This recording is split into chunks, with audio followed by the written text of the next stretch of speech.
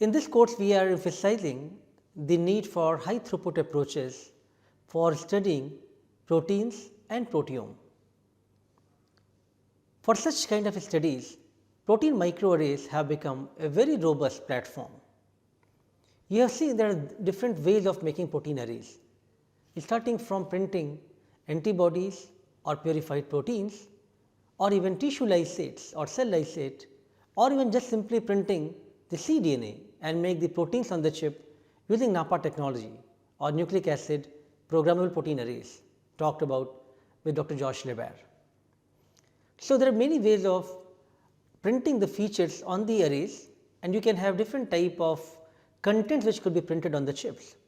However, finally, what actually makes huge difference is how good your printing is, how reproducible your chips are from one to other batch. There is no variability, and the spot features are really defined, really circular, and you are not seeing any diffusion from each of the features.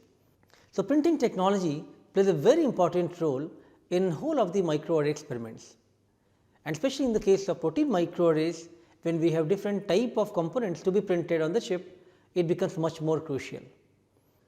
So, we have invited Dr. Saloni Sonawala from ArrayJet, who is going to talk about non-contact inkjet bioprinting, which is one of the fastest printing technologies. At ArrayJet, her prime contributions have been in designing and optimizing projects, performing assay transfer studies, and leading advanced technical training sessions for microarray users worldwide. In today's talk, Dr. Saloni is going to talk mainly about what are the key considerations for doing good printing for microarray slides, especially the bioprinting versus microarraying. I hope you will enjoy this lecture.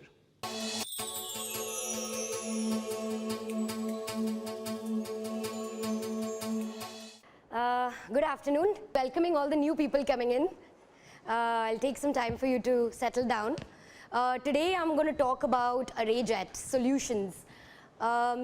You probably all have worked or done some work with microarraying, designing an array experiment, printing arrays. Can anybody tell me how many maximum features have you been able to print on a slide? Anybody who's worked on arrays? We have all done the demo yesterday using the UPRO. Okay, so they are used to the HuPro 20,000 features.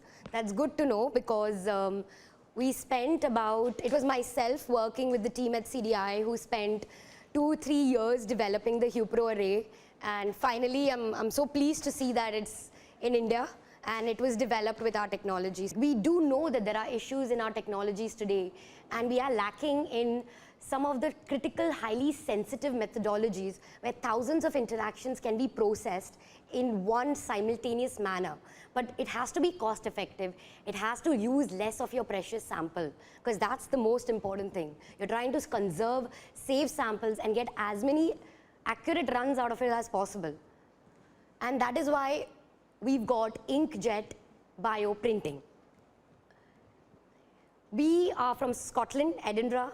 That's where I live, but I was born in Mumbai. So I still love the Scotland in terms of the collaborations we have done with institutes in India.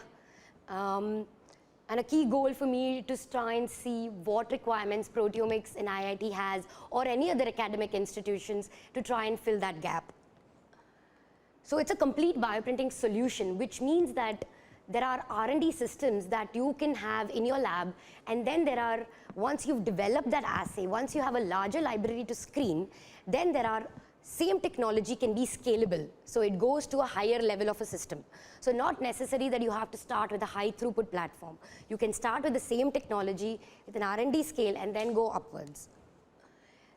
One of the key things that we are doing is the ArrayJet Advanced Services. These are collaborative approaches with yourself as your scientist and our company scientists to develop the assay on the platform. So we've done a lot of ELISA text transfers. So right, as you probably have all done ELISAs and HuPros, you know that ELISA is quite time consuming. It requires a lot of sample. You can hardly do few ELISAs before you get few errors, etc. So what we do is we are doing assay transfer projects from ELISA to inkjet. And then we obviously provide consultation and other gaskets, consumables, printed slides. So we sell the HuPro slides because we developed it. Simple. Why a Rayjet? It's a complete solutions provider. It's the fastest printing technology in the world.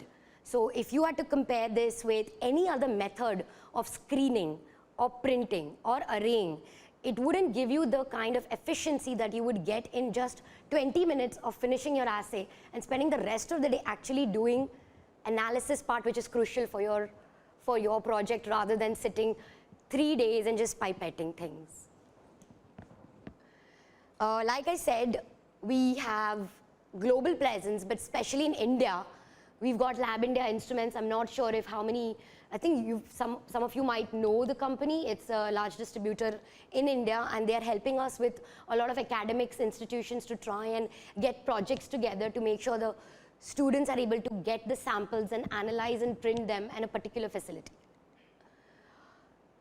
These are some of the key institutions and companies that we've worked with. As you can see, there is a nice spread of academic institutions like the Sanger Institute, United States Medical Research Institute, Roslin Institute where the dolly was developed, Griffith University, Monash University, so reproductive health science. So these are, we do work with a lot of academics because there are so many different assays and projects that different applications, but instead of investing in 5-6 different platforms, the key idea is to have one platform. Every department, chemical engineering, proteomics, genomics, glycans, they all can come and use it. And it is using a piezoelectric technology. So the printing is as quick as this, to be very honest with you. It's 0.2 meters per second. This is something that I like to circulate across you guys. This is a liquid sample handler, and it is able to handle biological samples in terms of 12, multiples of 12 or multiples of 36. So depending on how many samples you have in a 384 well source plate, it aspirates the sample upwards and it attaches itself to the print head this way. So it makes a nice little attachment, and what happens is afterwards you don't need these pins at all. This is the biggest difference. Most of the technologies use pins. So they take your sample and they pin it. They take the sample and they pin it. Whereas for us, we don't need these pins because they're brittle, they break, they get clogged, and there is a lot of replacing, maintenance, all that is involved. So what we've done is we've bypassed that. So half of the printing, or the 100% of the printing, happens with this print head. So imagine it's like an HP color printer in your house.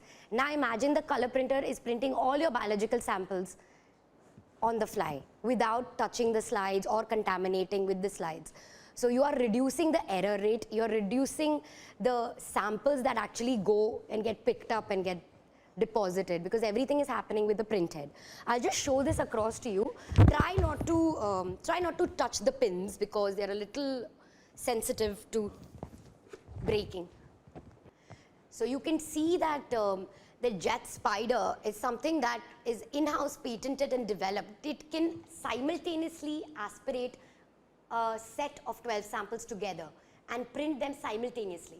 So you imagine it's not just 1, 1, 2, 2. It goes 12, 12 in 20, I think it's 20 meters per second. Then goes back, picks up another 12, goes back, prints it again, 20 meters per second. So the way we calculate the fastness of the efficiency of it is 640 features per second.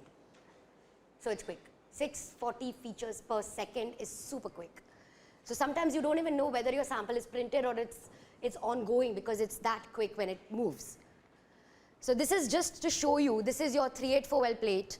This is your jet spider attached to the print head, and it just dips itself and it picks up as little as 1.3 microliters, enough to print 75 slides. Yes.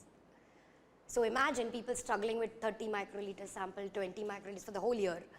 We only need 1.3 microliters as a minimum to be able to screen an array of 75 slides, which is enough to give you more than enough results. So how much sample are you saving? So let's think about it that way. Again, this is the print head, this is the jet spider, and this is the source plate. What happens is the sample gets aspirated upwards, goes inside the printhead, and it just prints. That's the printing. So this is the connection between the printhead and the jet spider, and it prints. This is a bit too technical. It shows you how much volume of a sample you can get in your capillaries of the printhead. Because it's an industrial printhead, it's extremely robust and anti-corrosive. So you can even get to the level of understanding how much volume of sample you need for the whole year to be able to print, let's say, 100 slides or process 96 ELISAs in less than a week. So we can help you calculate this. Again, I'll move through the video because I'll be able to show you offline.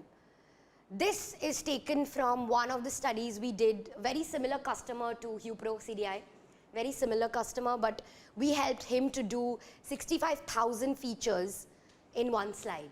So this was high throughput printing style, but you see the morphology and you see the assay results that you get is highly reproducible. So your one slide will be able to do the same job as your slide number 1000. And this is what people have, obviously this is coming from Eppendorf, and we all know Eppendorf.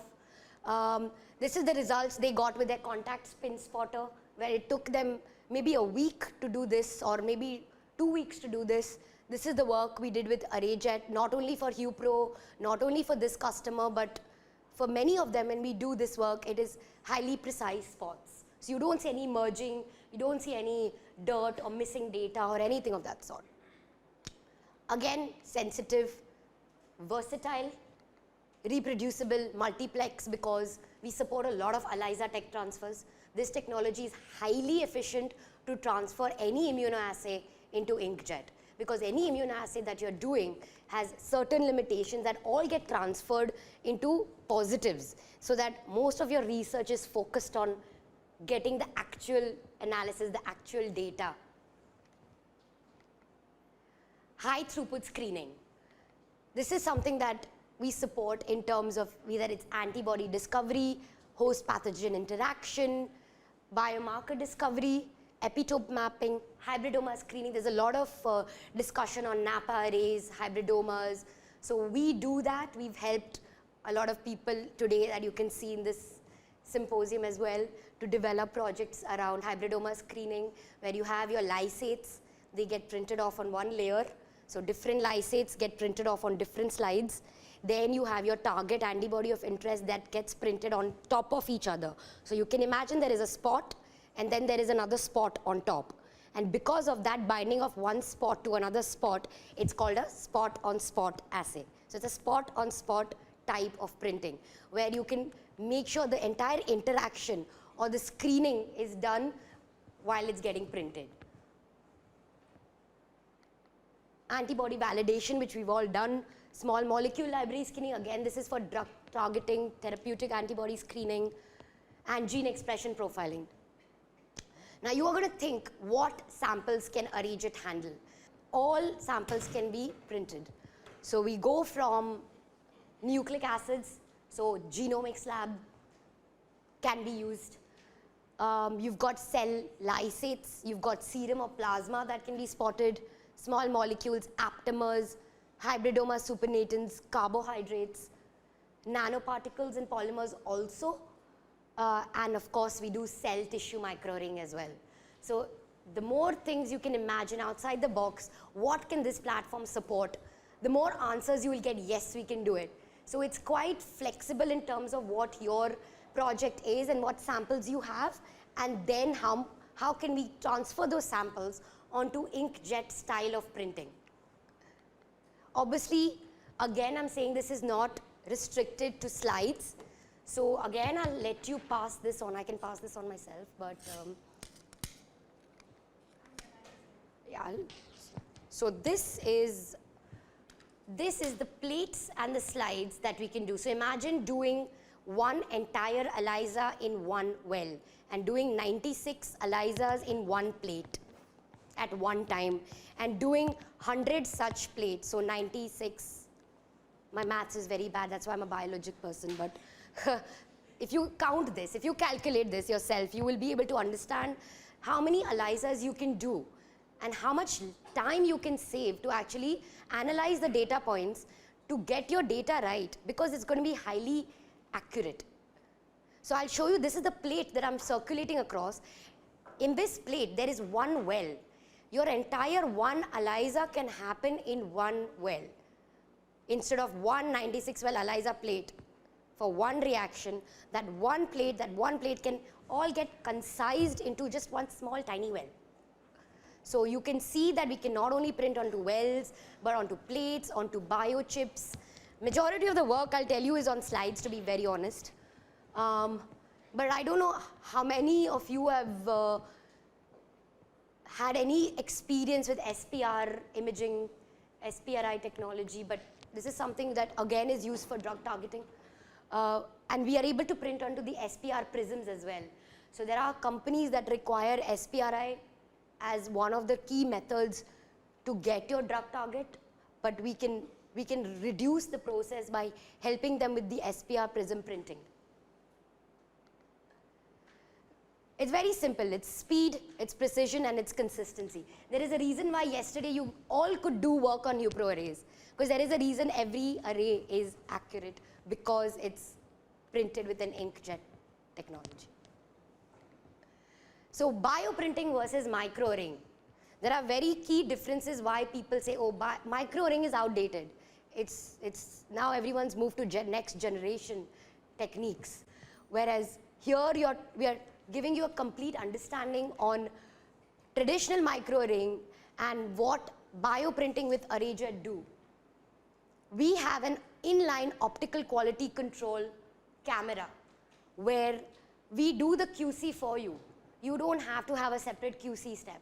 We'll do the QC for you, and if we see that your important antibody is missing, the coolest thing about the software is it remembers which slide your antibody is missing. It'll go back and print it.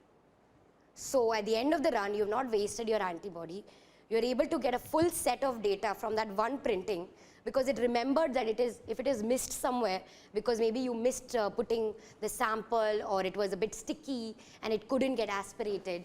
In many of these techniques, the software, which is called the iris as the eye, can recognize which, okay, slide number 1000 has my antibody 5 missing. So what am I going to do? I'm not going to have 1000 slides with all the antibodies missing. It's a waste of my experiment. So what it does, it is remembers that one antibody 12 is missing. It'll go back and print antibody 12 to all the 1000 slides in case you've forgotten to put the antibody or it has missed.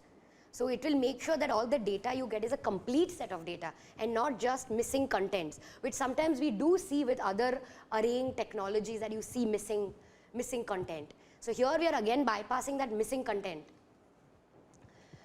Again, this is a very easy table, I would say. Using the pins, not using the pins. Slow printing, sample concentration is very critical. Here we can print on 4 degrees. So we actually convert, the whole machine goes inside a big fridge. So the fridge is like this tall, it's probably this tall, and it is this wide. So what happens is the machine goes inside a printer, and this is how the UPRO arrays are actually made in Baltimore. So when I went there for the setup, the whole lab is converted into a 4-degree fridge. So what happens is the entire arrays that are spotted on the slide, they are extremely sensitive and functional. So they can be used and sold, and a lot of people can make sure that the technique is quite standard. Again, higher setup and maintenance. That is again something which is bypassed because we don't require any extra fancy readers or fancy equipment or hidden consumables. It's very simple. The whole system works on liquid hydraulics. All you need to do is prepare a glycerol buffer in your lab, which you get a recipe, you prepare a glycerol buffer. That buffer goes into the system, and that's really it. That's all you need to make this work. Trust me, that's all you need. So people say, oh, you need this scanner to go with it, you need a reader to go with it. We don't need that. It is compatible with lots of scanners, which today you have in many labs. So it reduces a lot of hidden work that goes into making an assay. So for me, it is what do I need to make this system work? I need a glycerol buffer, which I can prepare in my lab in 5 liters, 4 liters. That goes inside the system, and that makes the system run. And then slides, which we all can buy from a lot of suppliers here. So what really you need is just the running time. Again, this is something that people have asked me in the past is, so are you the only ones or are there other people? So I thought I'll show it to you to see, to make you see the difference in what is the edging effect here. They're all non-contact, so nobody uses pins. We're all using this print head mechanism. But there are large differences in how we can handle each and every sample. I'm going to go back.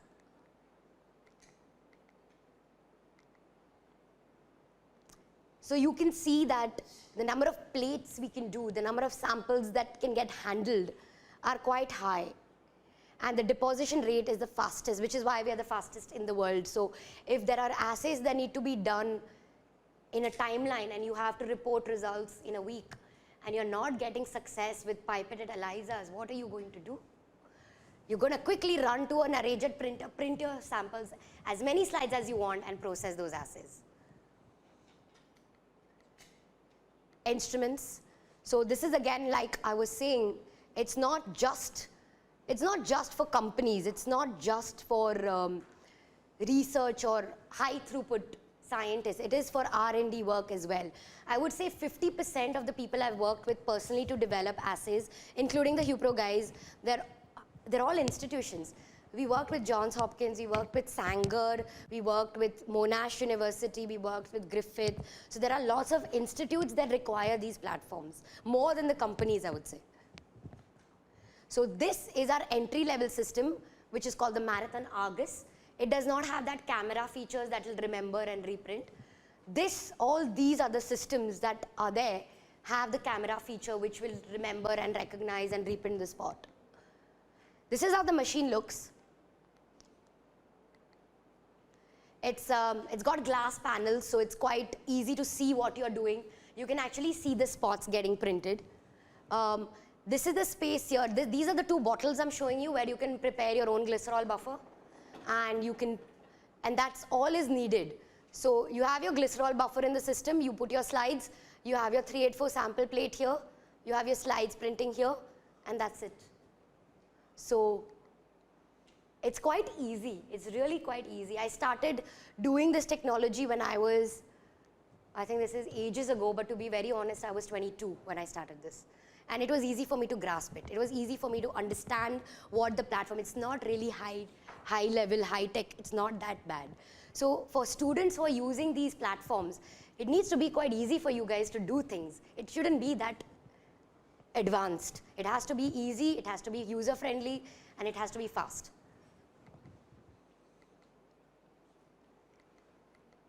This is something that we've developed. It's an in-house servicing where we work in partnership with you. You tell us about your projects. We assign a scientist who can understand what kind of projects you're working on, whether it's an ELISA-based method, it's an immunoassay, whether it's something else, whether you're developing a chemical product, whether you have some chemical samples, anything. You'd speak to us, we will develop a protocol for you with our experience and the knowledge that we have shared with lots of industries to have a very easy, cost-effective method to transfer this into inkjet. So we will print the samples for you. It takes a week because it's very quick. So it comes, let's say on Monday, we'll do the printing on Tuesday. We'll give you the report analysis, so it'll take a week by the time it gets shipped, which is shorter time than many people here locally in India can also give you back as custom printed arrays. And correct me if I'm wrong, but I have been told that the sort of time lead to get the arrays back after printing is about 2 to 3 weeks, depending on how busy they are or depending on how many projects they have. So because it's fast, we are able to do a lot of printing for a lot of students quickly. So in a day, we can finish off a lot of projects. So you don't have to wait for your results or your reports. So manufacturing services, custom array printing. Again, custom panels are available, custom antibody panels are available that we can pick and choose for you. You must have, from yesterday's HuPro, you have, the HuPro content. It's got custom arrays, you've got custom panels. So what we can do is we can pick and choose different antibody panels that you want for your assay, and we can print them however, in whichever fashion you like.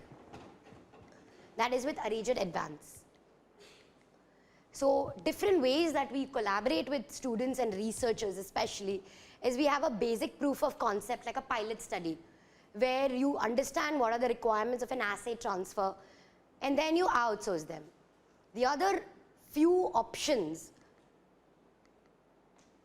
are these. So there are institutions where funding is extremely critical, and this is why these are the approaches we can take. So we've supported Indian institutes, so IISc Bangalore for the UK IR and Geeta projects for their grant for the system where they feel that all the departments can make use of this.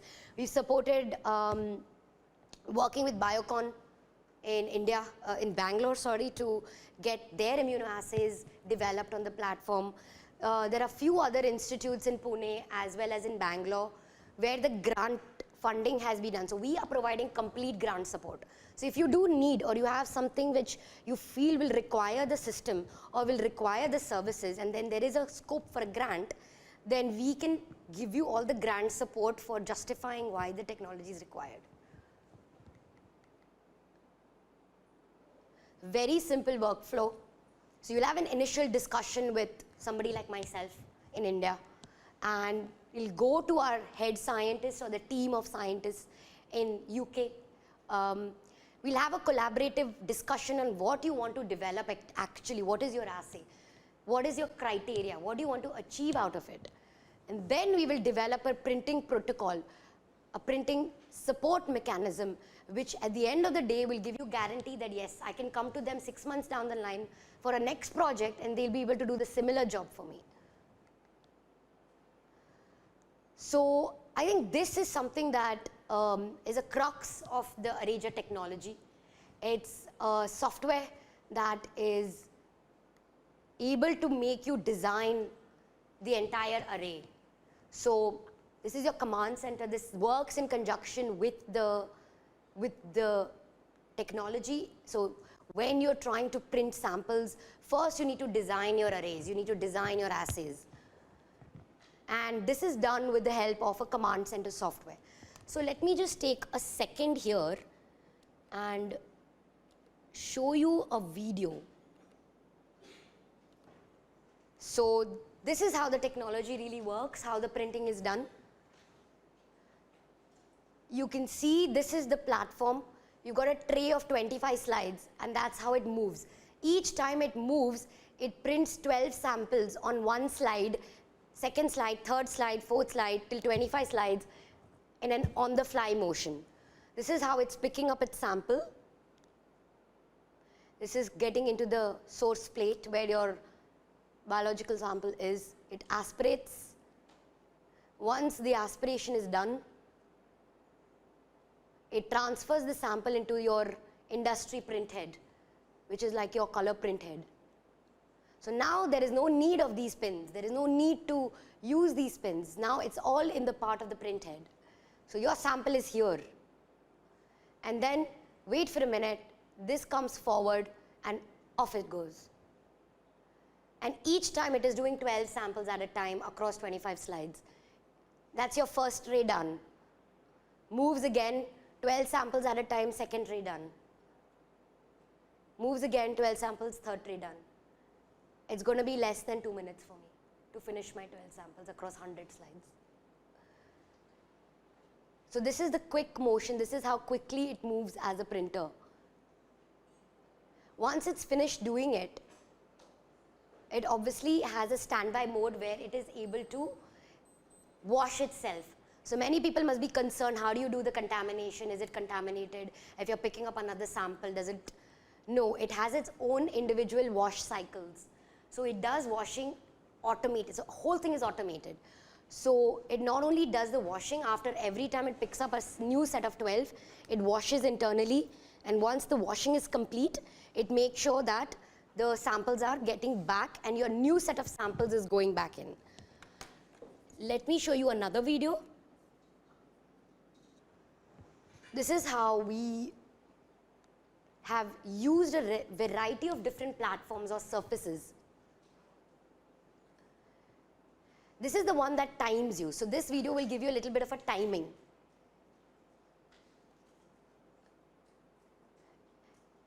This is in fast motion, but within a minute you can have your entire panel of antibodies quickly printed. And you see how this is moving. This is how the aspiration takes place. Your sample goes inside the print head. Then this is where it ejects out. This is your software that I'm going to tell you about. These are your plates where you can design what plate you want. This is the washing step. This is a test slide. This will show you how many slides or how many spots are actually there. Look at how tiny the spots are. Look how many spots we can fit on a slide. Again, temperature, like I told you, we can print from 4 degrees to 35 degrees. And humidity is again really high, from 80%. We've worked with customers with 80% humidity or 40% humidity. This is the washing cycle. This is where the washing happens. And once the washing happens, which is the bit which takes some time, because it's very critical to wash your one set of 12 samples to avoid any contamination, we want to make sure these are some of the spots we've printed with label-free technique. And I believe they are not printed on a slide, they're printed on a completely different surface. So you have a slide, you have a multiplex slide, you can even go as big as a plate, so each ELISA can happen on a plate. You've got chips, if anybody is doing microfluidics work or any of the lateral flow techniques, they can all be transferred.